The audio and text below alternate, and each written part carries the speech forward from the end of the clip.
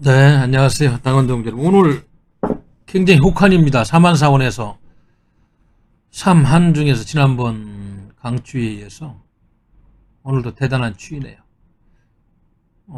아침에 새벽 공기는 뭐 지금은 뭐 태양이라도 비쳤습니다만 대단했습니다. 오늘도 김정수님, 지우개님, 푸른하늘님, 오명명님, 뭐 좀 글씨가 멀리 있어서 잘 안 보입니다만 조돌국화님, 김영광님 다 오셔서 이제 토크를 시작하려고 합니다. 이제 구정이 또 얼마 안 남았죠. 보니까 오늘이 29일, 내일 30일. 그럼 다음 주 월요일부터 2월 1일인데 그러다 보면 또 설날이 금방 다가올 것 같아요. 세월은 뭐 어김없이 흘러가는데 대한민국의 운명은 이 문재인 정권 하에서 하루하루 지금 어두운 나락으로 떨어지고 있다. 이런 평가를 할 수밖에 없는 현실이 참 안타깝다는 말씀을 드리겠습니다. 또 이번 다음 주는 보니까 또 우리 박근혜 대통령님 생일이 2월 2일이라고 그래요. 그날 또 당에서 행사도 준비하고 있고. 아무튼 우리 당원 동지님들 그리고 우리 애국시민 해외 동포 여러분들께서 한반도 주변 정세, 국내 정치 면밀히 보시면서 우리가 주인된 자의 도리, 국민주권 민주주의가 손상되지 않도록 이렇게 감시와 견제의 그런 역할을 게을리해서는 안 될 것 같다는 그런 생각이 듭니다. 오늘도 제가 이제 뭐 시한수 좀 소개하고 본격적인 토크를 시작하려고 하는데 책을 보다 보니까 저희 그 세 번째 시집이 있어요. 그대들이 날 부르기에 2002년도에 낸 책인데 거기 이제 그대들이 날 부르기에 그 제목하고 똑같은 시가 그대들이 날 부르기에라는 2002년도에 쓴 시가 있습니다. 그 책의 97페이지에. 그래서 이제 그 당시도 항상 우리 이제 학자들은 현실 문제와 이론적인 틀을 놓고 고민을 해보고 미래를 예측하고 그러는 건데 제가 아마 그 당시 2002년도 지금 기억납니다만 외교부에 있다가 유력한 대통령 후보 국회 그 4급 공식 보좌관으로 자리를 옮기고서 역사 현장에서 여러 가지를 보면서 느꼈던 걸 시로 옮기지 않았나 싶어요. 그대들이 날 부르기에 한번 읽어보도록 하겠습니다. 역사를 생각하는 비장한 마음으로 그대들이 나를 부르는 소리가 들리고 있어이다. 광야의 말급 소리와 어울려 웅장한 소리로 그대들이 나를 큰 소리로 부르고 있어이다. 황혼이 넉넉한 시간에 한 노인의 쉰 목소리가 애타는 심정으로 나를 부르고 있어이다. 그런 소리가 있었지만 그 소리가 너무나 희미하고 나의 여린 가슴이 열리지 않아서 정녕 나는 그 바른 소리를 들을 수가 없었소이다. 그러나 이제 서너 차례의 격렬한 비바람과 폭풍이 지나간 후 나를 부르는 그대들의 목소리는 크다 못해 나의 귓구멍을 찢으면서 다시 나를 부르고 있소이다. 이제는 그 소리가 너무도 선명하여 더 이상 한 노인의 연약한 목소리가 아닌 웅엄하고 힘찬 역사를 만드는 그대들의 절규의 소리임을 깨닫고 있소이다. 엊그제 나를 부르는 그대들의 음성이 나에게로 다가오지 않을 까닭은 바로 나의 엷은 가슴이 그대들의 절규를 느낄 수가 없기 때문이지만 이제는 절규하는 그대들의 소리가 들리기에 까무라치는 심정으로 그곳으로 달려가고 있소이다. 그대들이 나를 더욱더 힘껏 불러주면 내가 소유한 온갖 지혜와 열정을 새 역사 만들기에 정수리에 쏟아부어 그대들의 절규와 함성이 헛되지 않게 하겠소이다. 어서 더 큰 절규의 음성으로 더 애절한 마음으로 나의 마음을 불러주시오. 나는 그대들의 큰 역사의 목소리를 쫓아가는 그대들의 종이 되겠소이다.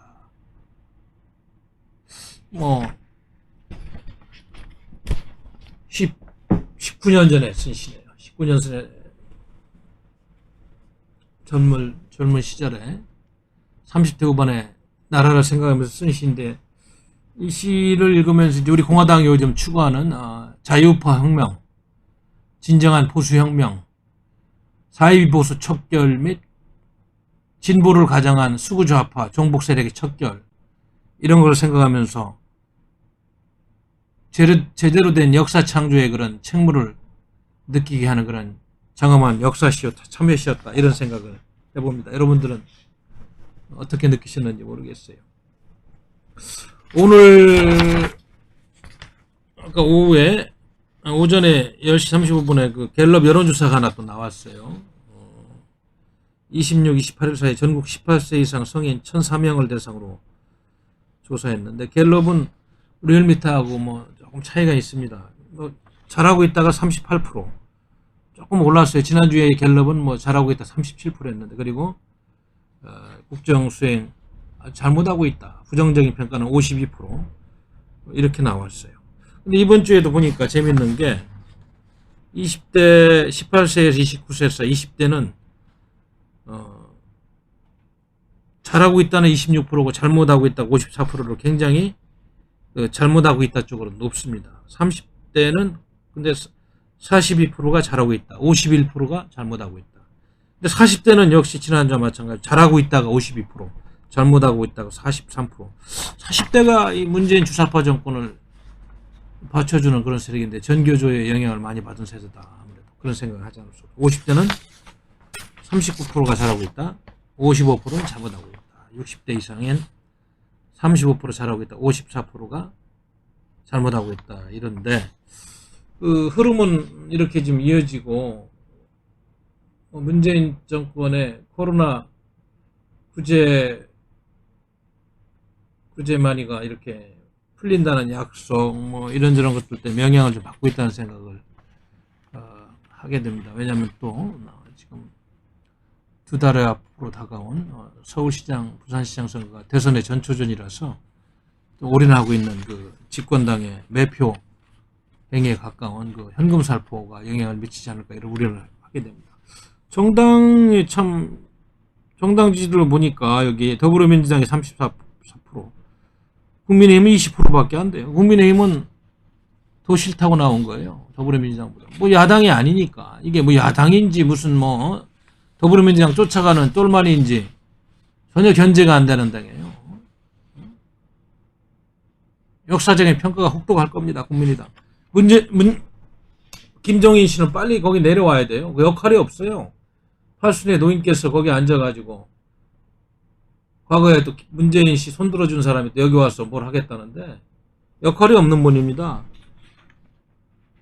부끄럽게 생각하시고 빨리 내려오는 게 가짜 야당 사이비 보수지만 그나마 또 재건할 수 있는 시간이라도 주는 게 맞지 않나, 이런 생각이 들어요.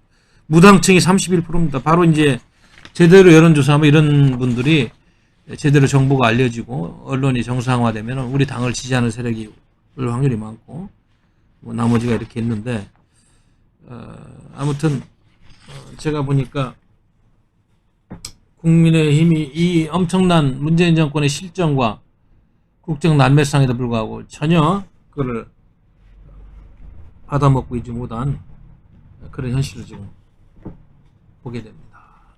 여러분들 어떻게 생각하세요? 우리 국민들께서 아직도 정확한 정보를 접하지 못하고 생계에 전념하다 보니까 분석이라든지 이런 게 안 되기 때문에 문재인 정부의 실체에 대해서 걱정을 합니다만 아직도 정확히 알고 있지 못하구나, 이런 생각이 듭니다. 그래서 오늘 주제는 제가 이제 왜 한미동맹 틈새 대못질을 하려 하나. 제가 항상 최고위원회 모두 발언이나 전략회의 모두 발언, 그리고 기자회견 연설에서 하는 큰 주제가 문재인 주사파 정권은 탈미, 미국에서 벗어나서 동맹관계를 해체하려고 그러고, 친중, 전체주의 공산주의 정권과 가까이 가려고 그러고, 종북, 북한을 무적분적으로 섬기려고 그러고, 반일, 일본과는 적대적인 관계를 조장해서 국내의 지지자들의 편가르기를 하고 있다. 이런 게 큰 흐름 속에서 연설을 해왔습니다.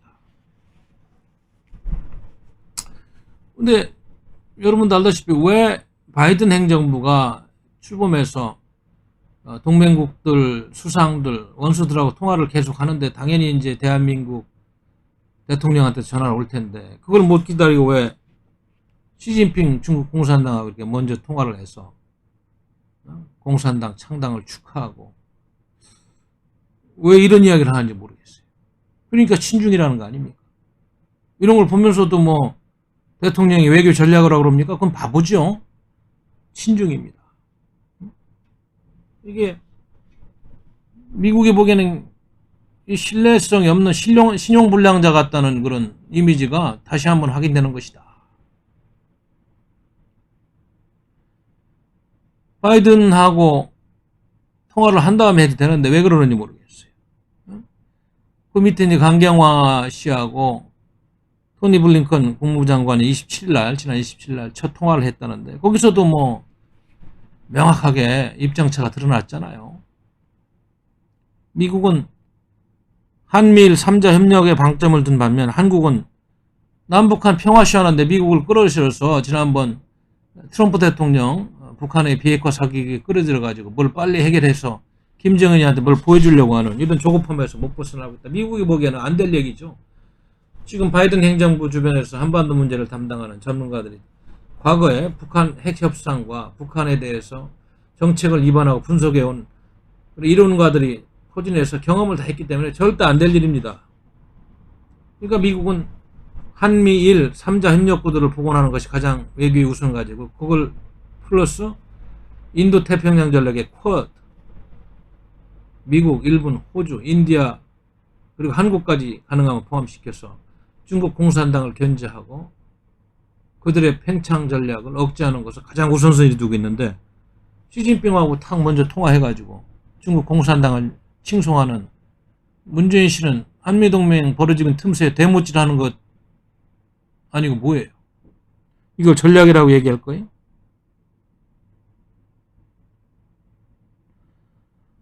이제 최근에 보니까 블링컨 장관뿐만 아니고 미국의 상무장관인 에브렐 헤인스, 미국 국가정보국장인 바이든, 지나 레이먼드 미국 상무장관, 에브렐 헤인스 미 국가정보국 국장 등이 지금 현재 새로운 인사들이 중국은 미국의 적이라는 표현까지 enemy of the United States 적이라는 표현까지 쓰고 있는데 중국을 압박하고 있는 과정에서 아니 시진핑 중국 공산당 총서기하고 뭐 이렇게 일찍 통화할 이유가 뭐 있어? 여기 방한 시켜가지고 또 남북 평화쇼에서 대선 치르려고 그러는 거예요? 아니 한한령 해제해달라는 얘기도 못하고 삼부라보 폐기해서 우리 안보를 지켜야 돼. 안보 주권을 찾아와야 되겠다는 이야기를 못하고 뭐 아무 이야기도 못하면서 과거 중국 가가지고 중국은 큰 봉우리요 대한민국 큰 산이요 대한민국은 작은 봉우리라는 이런 관점에서 사대주의 얘기하는 거예요 뭐예요? 실익이 있어야 될 거 아니에요 외교는요. 미국하고 그렇게 척을 지면서 중국 공산당하고 읊조리면 대한민국에 얻는 실익이 있어야 될 거 아니에요. 난 도대체 뭔지 모르겠어요. 그래서 많은 외교 전문가들은 저도 마찬가지고 한중 정상간 그런 통화는 한미동맹의 균열을 바라는 중국 공산당의 전략에 놀아났다. 그러니까 문재인 씨 주변에 포진하고 있는 주사파 인사들은 반미 친중을 노골적으로 지금 대한민국 국익을 사장시키면서 행하고 있는 자들이다. 그런 생각을 지울 길이 없습니다. 지금 지난번 트럼프 행정부 때부터 중국 공산당이 미국과 세계 민주주의 사회에 행한 공작학원이라든지 기타 거점을 통해서 스파이 활동이라든지 패권적 팽창 전략에 대해서 굉장한 지금 우려심을 가지고 미국 사회가 초긴장하고 있는 마당에 지금 그런 차원에서 쿼드도 출범시키고 한미일 체제 복원하다고 협력구도 이런 마당에 이런 발언을 하고 여기 거의 테일러 씨가 워싱턴 타임스에 작년 10월 19일 날도 쓴 기사가 내가 다시 한번 보게 됐는데 여기서도 베트남과 인도네시아는 물론 필리핀과 같은 나라도 인도 태평양 전략에 포함시키고 한국은 반드시 쿼드에 들어와야 된다는 이런 의견을 내는데 우리 정부는 미국이 이런 이야기를 해도 뭐 전혀 답을 해주지 않고 있습니다. 왜? 중국 공산당 눈치 보니까. 북한의 김정은이가 그렇게 하지 말라니까 그런 거 아닌가, 이런 추측과 판단을 하는 겁니다. 이런 일탈행위 하면 안 됩니다. 외교가 얼마나 무서운 거예요. 외교로서 나라의 생명을 살릴 수도 있고 나라를 망하게 할 수 있는 건데, 특히 4강 강대국사에서 끼인 반도국가 대한민국, 거기에다 분단국가 대한민국은 외교를 잘못하면은 다 망할 수가 있는 거예요. 알면서 그러는 겁니까? 문재인 세력들? 모르고 그러는 겁니까? 제가 오늘 그 조갑재 선배가 최신 정보 파일에 문재인의 반역적 망언 그래가지고 열 몇 가지 정리해놓은 걸 보니까 참 기가 막혀요. 이걸 보면 왜 이런 식으로 탈미 친중을 하는지 알 수 있어요. 여기 좀 제가 소개를 할게요. 너무 중요한 걸 정리를 잘 해놓으셨더라고요. 조갑재 선배가. 첫째, 문재인 대통령은 2017년 유엔 총회 연설에서 6.25 남침 전쟁을 내전이며 국제전이라고 했다. 그러면 이건 뭐예요 도대체? 내전이며 국제전입니까? 북한 공산당이 침략해서 일으킨 민족 해방 전쟁인데, 무력 남침을 통해서 공산화 전쟁인데, 소련 당시 공산권이 이야기하는 시각하고 똑같은 이야기를, 내전이라는 이야기를 할 수 있어요? 대한민국 국가. 이건 헌법을 위반하는 거예요. 이런 것이 헌법 위반 사례인 겁니다. 두 번째 사례가 뭐예요? 2018년 평창 동계올림픽 개막식 전야 리셉션에서 김일성주의자인 신영복을 사상가로 존경한다. 아니, 김일성주의자인 신영복을 존경한다는 건 김일성을 존경한다는 뜻으로 유추해서 갈 수 있는 거 아니에요? 대한민국 헌법을 존경해야지 왜 김일성주의자를 존경한다고 합니까? 이게 문재인 씨 생각이라고. 세 번째, 2018년 9월 평양에서 남쪽 대통령이라 칭하면서 대한민국 대통령이 아니고 김정은을 국방위원장이라고 호칭을 하고 본인은 남쪽 대통령이라고 하고 김정은을 민족 지도자인 양 축히 세운 그런 사실이 있습니다. 이건 헌법 제3조 위반이다. 헌법 3조 위반입니다. 국가 원소로서의 의무를 다하지 못한 거예요. 대한민국 헌법에서. 네 번째, 2019년 현충일 추념사에서 공산주의자이고 6.25 전범 중에 한 명인 김원봉을 마치 국군의 뿌리에 속하는 것처럼 연설해서 난리가 났었죠. 국군의 정체성을 훼손하고 김일성이 남침에 면죄부를 주며 공산주의를 용인하는 그런 생각을 해석될 여지가 충분히 있는 그런 발언을 했어요. 이런 걸 보면서 대한민국 국민은 문재인식 헌법을 지킨다고 생각합니까? 다섯 번째, 2020년 4월에 제주도에서 남로당이 주도했던 무장폭동과 제주도민의 피해를 언급하면서 통일을 미리 꿈꾸다가 고초를 당한 것처럼 연설해서 남로당의 목표였던 공산통일을 미화하는 것이 아닌가 하는 의구심을 들겠다. 공산당 세력들에 대해서 이렇게 동정심이 불러일으키는 이야기를 하고 말이죠. 여섯째, 2021년 1월 26일 중국 주석 시진핑과 통화하면서, 이게 이제 며칠 전 얘기, 조금 전에 한 얘기입니다. 중국 공산당 창립 100주년을 진심으로 축하한다. 여러분도 알다시피 중국 공산당 때문에 수천만 명이 죽고, 중국 공산당이 사주한 김일성이가 남침해서 사망자, 살상자, 부상자 500만 명 이상이 난 6.25 전쟁을 일으킨 장군인이고, 중공군이 20만 명이 그 당시 북진으로 올라갈 때 개입 안 했으면 자유통일을 이루었을 텐데, 중공군 개입으로 북진 통일이 좌절되고 1.4.5 테러 이산 가족의 비극이 천만 이상 가족의 비극이 생겼으며, 이러한 엄청난 역사적인 아픔이 있는 중국 공산당 창당을 가만히 있으면 그만 뭘 축하한다고 그래요. 물건 팔아먹어야 되니까 중국 시장에 가만히 있으면 되는데, 이런 얘기들은 과연 반역죄기를 할 수 있는 거예요. 이런 것들이 바로 탄핵 사유입니다. 박근혜 대통령 국정농단했다고 탄핵한 거에 비하면 이런 건 엄청난 사실들 아닙니까, 여러분? 지금까지 얘기한 그 6가지 사례만 보더라도 김일성주의 운동권, 주사파의 영향에 하에서 사고를 하고 있다. 이걸 지울 길이 없고, 그런 사상을 가진 사람의 행동과 말에 대해서 국민들이 감시하고 의심을 할 수밖에 없는 비참한 상황이 된 겁니다. 또 조국이라는 거 레닌주의자라고 본인이 인정한 사람을 법무부 장관으로 임명해서 대한민국 헌정질서를 수호하고 헌법질서를 수호해야 될 사람을 그런 레닌주의자를 임명해서 그 파동을 일으키고 말이죠. 이게 국헌문란에 의도가 있는 그런 인사권자 임명이 아니었는가.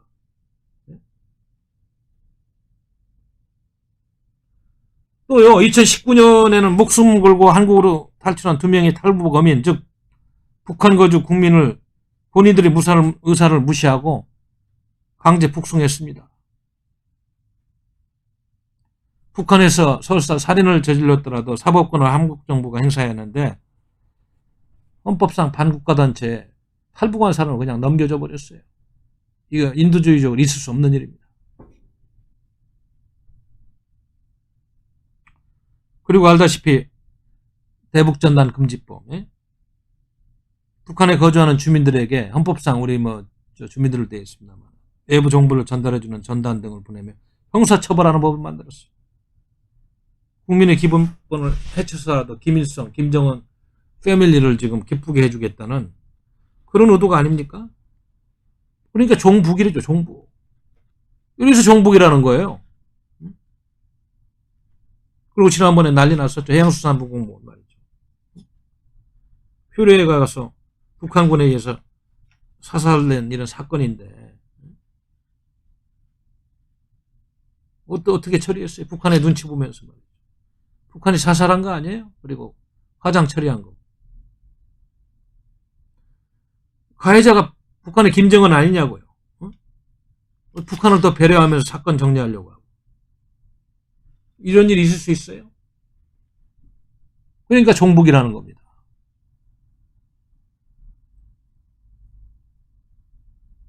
그리고 가장 근본적으로 우리가 저도 그렇고 비판해온 거는 우리가 1948년 8월 15일을 대한민국 건국일로 대한민국 생일인데 인정하지 않는 역사 교과서를 중고등학생들에게 지금 찍어가지고 가르치고 있는 이런 현실이고, 그러니까 그 건국기념일을 인정하지 않고 그거를 가르치지 않고 있는 현실. 상해 임시정부 수립일도 그렇다고 또 지키는 것도 아니고 대한민국을 생일 없는 나라로 만드는 거 아니에요. 그럼 건국절에는 북한이 건국절을 지키는데 대한민국은 건국절 없는 것처럼 해서 비교되게 해서 정통성이 북한에 있는 것처럼 이렇게 만드는 의도가 뭐예요 도대체? 뭐냐고 의도가.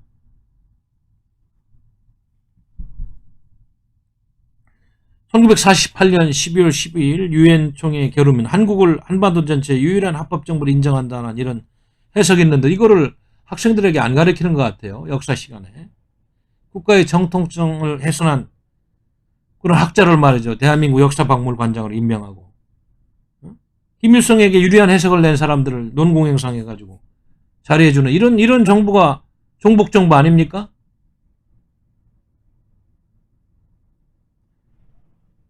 그래서 아마 이런 소리 듣기 싫어서 헌법을 개정할 겁니다. 이제 조만간에. 이런 걸 고쳐야지 이제 헌법 위반이 아니라고 국헌문란이 아니라는 소리 들을 거 아니에요. 반역이 아니라고. 아마 헌법 개정을 180석 가지고 지금 하는 걸 뭘 못하겠어요.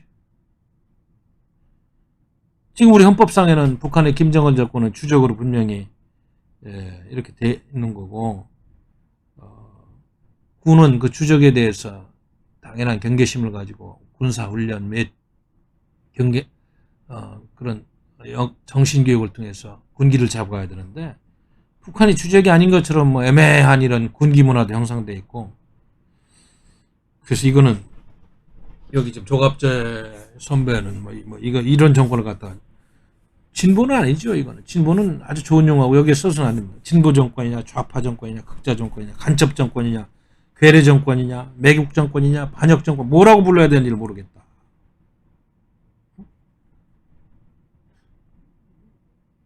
다 해당된다는. 우리 조갑재 선배가 보수 우익의 이론가로서 많은 글을 쓰면서 연구를 해온 분인데 이분도 이렇게 이런 평가를 내리고 있습니다.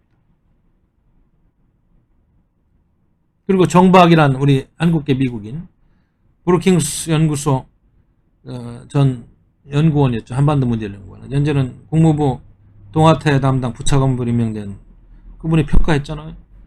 문재인 정부는 김정은에게 잘 보이려고 탈북 및 반북단체를 탄압하고 자유민주적 가치를 훼손하였는데 김정은한테 그렇게 잘해줘도 북한은 문재인 정부를 무시한다. 이런 평가를 지금 했잖아요. 그러니까 종북이라는 겁니다.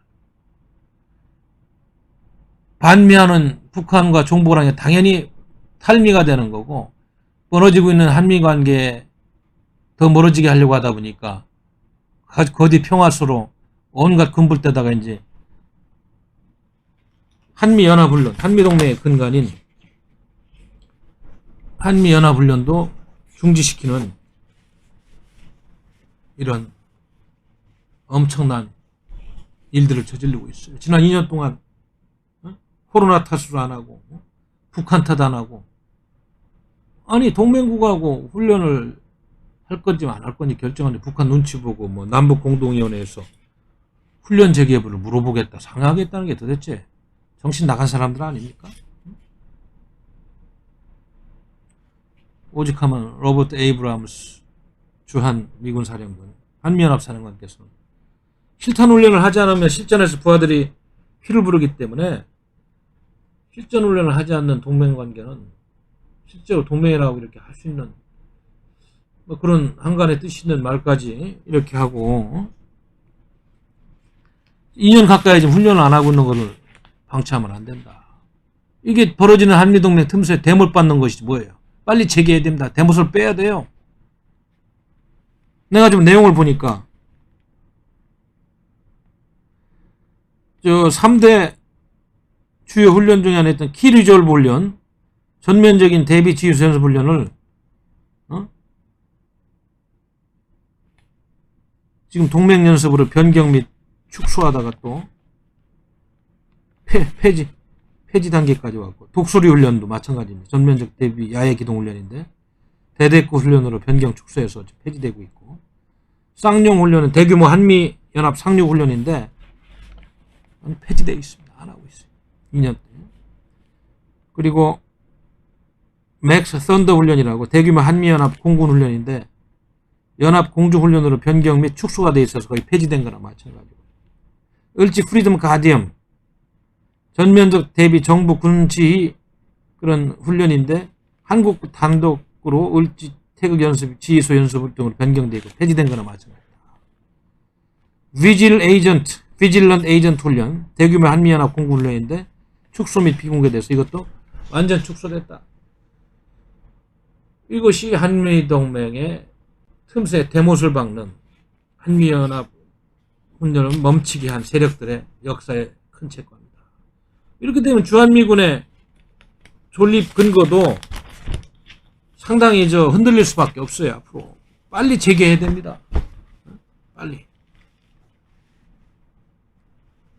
서욱 국방장관 한미연합 훈련 재개 여부를 말이죠. 국가 협의를 가능하겠다고 그랬는데 그 나물에 그 비빔밥인지 국방장관이라도 정신 차리고 좀 소임을 다해야 되는데, 그 주사파 밑에서 병조판 살려고 하다 보니까 옳지 않은 길 알면서도 그냥 자신의 영달과 명예를 위해서 이렇게 하면 이 양반도 이거 참 군인 정신이 무엇인지 한번 생각을 해봐야 되겠다.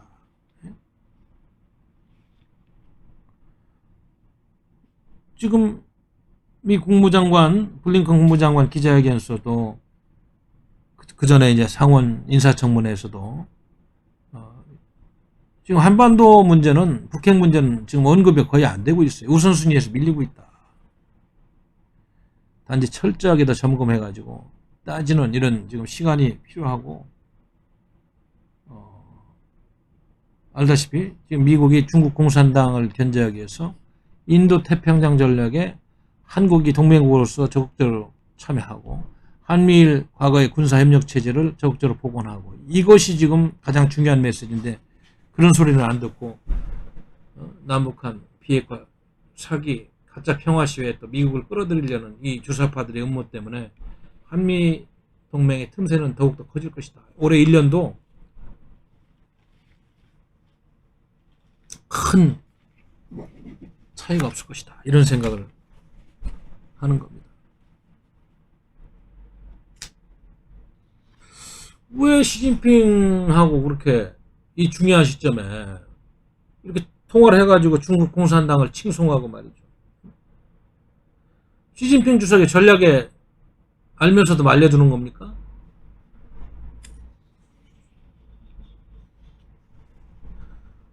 그렇지 않아도 중국 공산당이 미국이 전방위로 동맹국뿐만 아니라 이제 뭐 여러 나라들을 포섭해 가니까 대한민국 같이 친중노선에 있는 주사파 정권을 손아귀에 묶어두려고 지금 미국 견제에 포석을 하고 있는, 거기에 말려들면 안 되죠.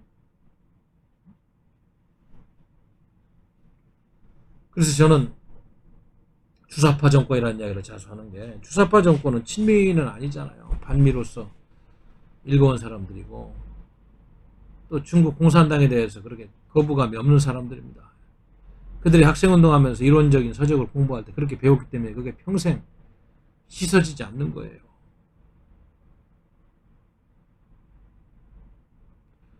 진보라는 개념을 절대로 대한민국 좌파한테 쓰면 안 됩니다. 우리 언론들이 크게 잘못하고 있어요. 용어에서부터 잘못됐어요. 대한민국의 좌파는 진보가 아닙니다. 종북 좌익입니다. 종북 좌익. 그게 주사파, 반미, 친중, 그것이 정확한 용어예요.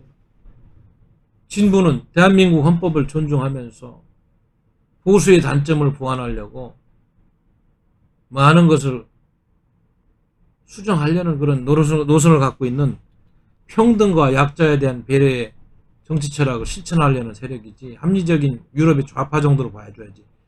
지금처럼 대한민국에서 수구좌파, 종북 좌익 세력을 진보라고 하는 것은 매우 잘못된 거다. 저는 그런 말씀을 드리겠습니다.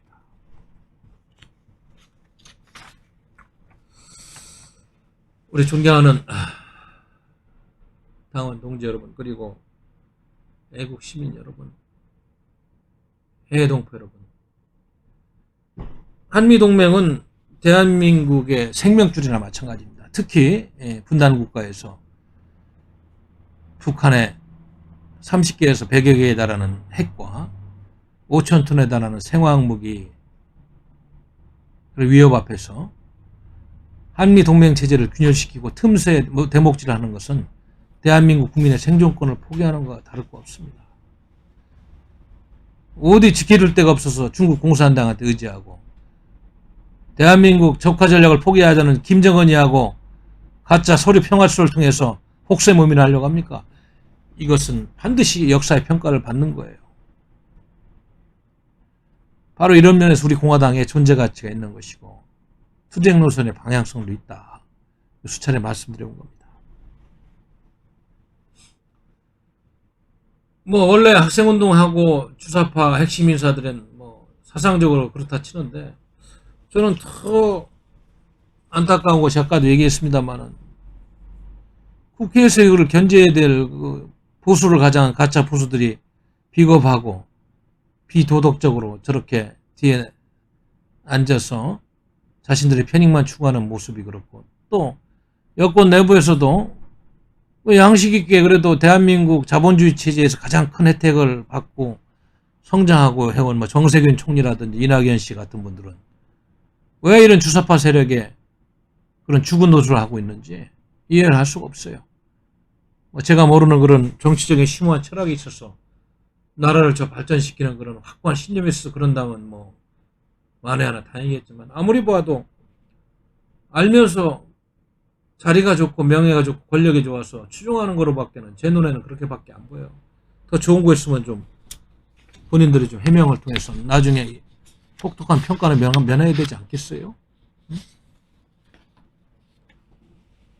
아니 어떻게 이 정권이 사법부의 판사를 탄핵을 추진하는 거를, 이낙연 씨가 서울법대에 나온 그 기자 출신의 법을 좀 아는 분이 그거를 말이죠, 범여권원 111명의 동의를 받아놔서 해도 괜찮은 것처럼 이렇게 스탠스를 갖고 있는지, 어떻게 판사를 탄핵 추진합니까? 견제와 균형의 사법부 기능을, 이거는 완전히 위축시키는 거 아니에요? 민주주의에 대한 전면 조정입니다. 제가 보기에는.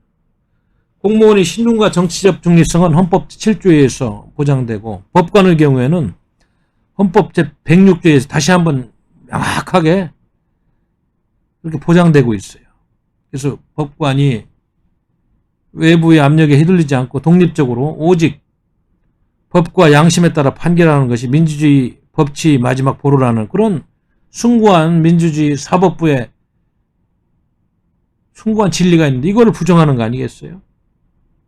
물론 심각한 잘못을 저지르면 탄핵을 받을 수 있겠지만 지금 이들이 뭐 탄핵을 한다는 명분은 이거는 지금 계속 집권 세력이 불리한 판단이 나오니까 사법부를 겁박하는 그런 의도로밖에 볼 수 없는 현실도 우리가 알아야 됩니다. 정권 눈밖에 난 판사들에 대해서 지금 견제를 하겠다는 그런 생각이 아니겠어요?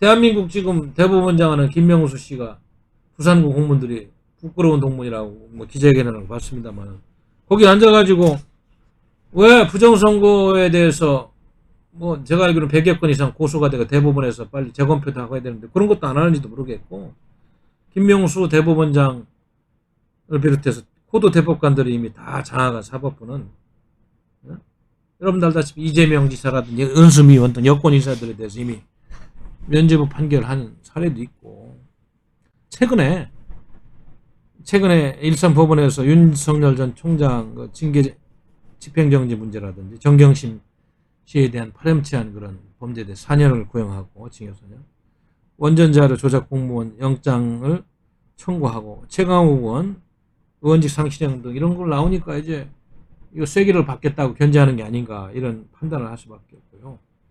이거는 여권에 불리한 판결을 하지 말아라 이런 의도인데 이거는 민주주의에 대한 정면 도전이에요.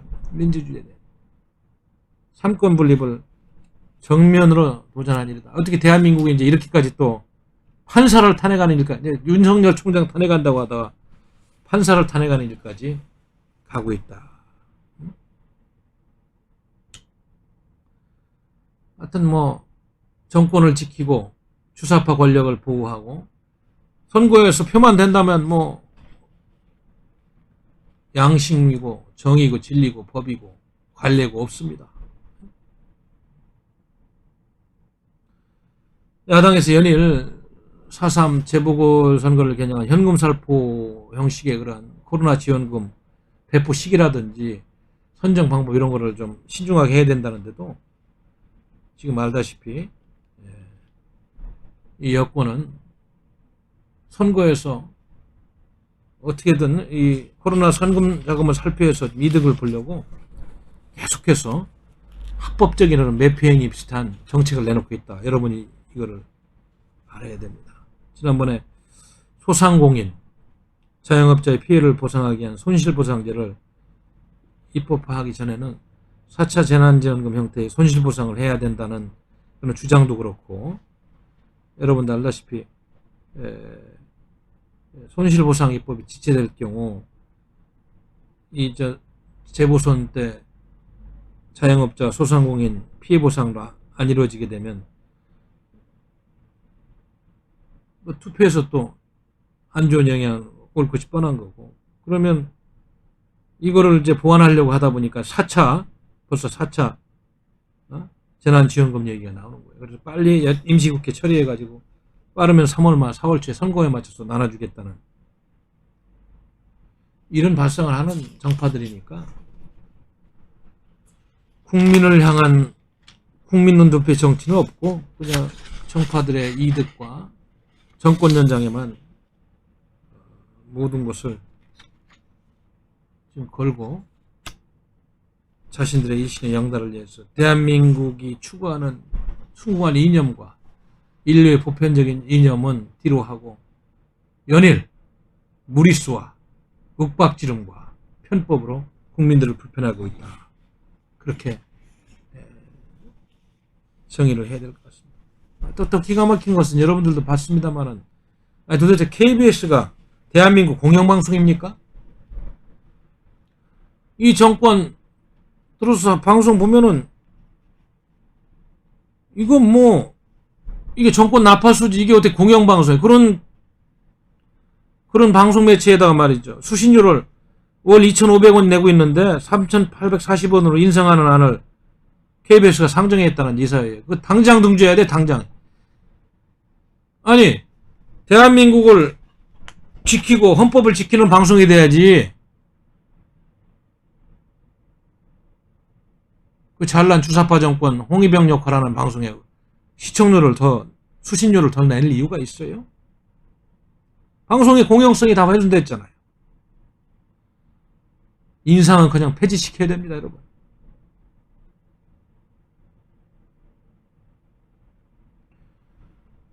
이거 뭐 도대체 공영방송이 공정방송을 하지 않아요.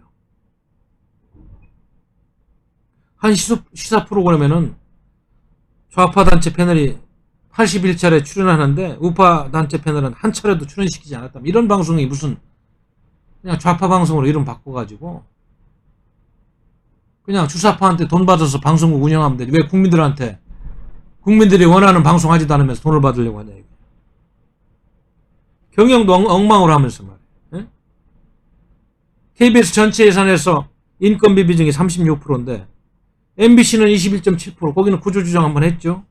SBS는 순수하게 민간의 입장에서 경영 효율성을 따지다 보니 15.1%인데 36%가 인건비로 나간대요. 직원 4,700명인데 평균 연봉 1억 원을 넘는답니다.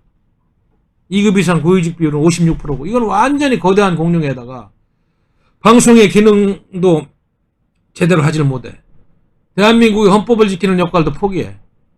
한 정권의 나파수 역할하는 그런 방송, 무슨 염치로 이런 고액의 연봉을 받으면서 KBS 이사회에서 인상하는, KBS 이사들이 누군지 모르지만 이거 이사회에서 통과시키면 이분들 이름 다 공개해가지고 다음에 좌파 정권 종식되고 좋은 시정 오면 이 사람들이 책임 물어야 됩니다. 그것이 시민사회가 살아있는 것이고 건강한 민주사회를 이루는 지름길인 것입니다. 기가 막힌 일이에요. 이런 짓거리도 하잖아요. 지금 세상에 말세에 다 온 겁니다. 네? 아이고, 광복회 김원웅 씨는 말이죠. 대전고등학교 우리 동문들이 부끄러운 동문이라고 기자회견 했는데, 저도 대전고등학교로 왔습니다만. 이 양반은 뭐 좌파 인사들 다 끌어다가 독립운동가 상 주고 말죠.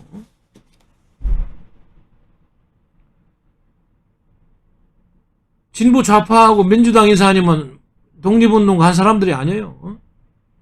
독립운동 정신을 제대로 기리기는커녕 말이죠. 모독하는 거죠, 모독. 그러니까 이게 광복회가 좌익 진흥회 이름 바꿔가지고 국가 예산으로 하지 말고 국민 세금으로 하지 말고 주사파 정권 사람들 재산 팔아가지고 그거 가지고 운영하는 게 맞는 거예요.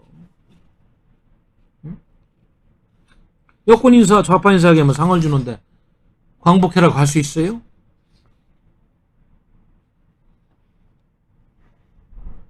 이거 뭐 정치인들 그 수상한 거 보니까 전원이 민주당 국회의원, 지방자치단체장, 지방의 의원들, 예술인, 시민운동가 그런 수상은 전부 진보론 얘기 쓰면 안 됩니다. 좌익, 좌파, 수구 좌파에게.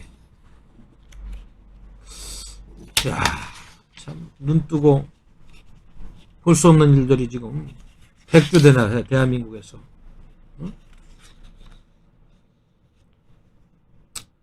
작년에 성장이 마이너스 1%였다는데 망국의 소득주도 성장률 폐지하라고 해도 끝까지 가져갑니다. 나라 망해도 그냥 중산층 붕괴시키고 통제 쉬운 국민으로 전락시키겠다는 건 뭐예요? 마이너스 1% 성장했다는 거 아니에요.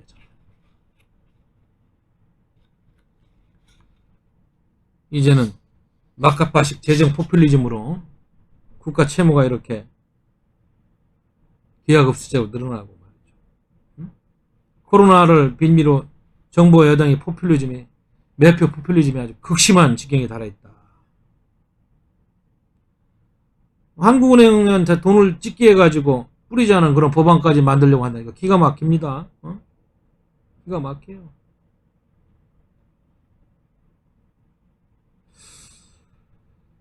자, 이래가지고 대한민국이 파괴하는 속도가 더욱더 커질 것이다. 여러분도 알다시피 한국은행은 설립 목적 자체가 물가를 안정시키는 걸 목적으로 이제 설립된 건데, 한국은행법 제1조 2배 됐는데 돈 찍어서 뿌리자뇨. 응? 참 큰일 났다는 얘기를 합니다. 그래서 이런저런 일들이 아마 올해 2021년 신축년에 심각하게 전개되고, 주사파들은 여기서 밀리면 자신들의 모든 반국가적 행태가 만천에 드러나서 자신들의 운명을 알기 때문에 아마 막가파식으로 헌법 개정을 통해서 그동안에 저지른 저가를 덮으려고 할 것이고, 또 내년 대선에 정권 재창출을 위해서 국민들이 보니까는 아무 상관없이 정권과 주사파의 이득을 위해서 온갖 편법과 무리수를 둘 겁니다. 여기에 바로 우리 보수파의 역할과 기능이 있는 것입니다. 그러나 국민의힘은 아까도 얘기했습니다. 국민도 버렸어요. 이렇게 실정을 하고 엄청난 폐륜을 저지르는데도 그거보다도 당 지지율이 떨어지고 있는 현실을 보면서 야당도 아니고 기대할 것도 없다. 그럼 태극기 흔든 저야 세력들과 똘똘 뭉쳐서 이들을 막아야 되는데, 국회가 저렇게 국민을 대표하지 않는 권력의 신여 역할만 하고 웰빙 세력들이 꽈리를 틀고 앉아가지고 역할을 못 해주니까, 언론까지 썩어 전혀 견제가 안 되니까, 사법부도 썩어서 견제가 안 되니까, 이 나라는 어디 믿고 의지하면서 추스를 방법이 잘 보이지 않습니다. 그러나 이제 우리 국민들이 있고 의식을 갖고 있는, 깨우치고 있는 대다수의 건전한 애국 시민들이 결국은 이거를 막아야 된다. 비록 지금은 힘들고 어렵지만 우리 공화당과 같은 의로운 세력들과 힘을 합해서 정의로운 세력들은 대동단결해서 이러한 잘못된 역사의 물줄기를 바로잡고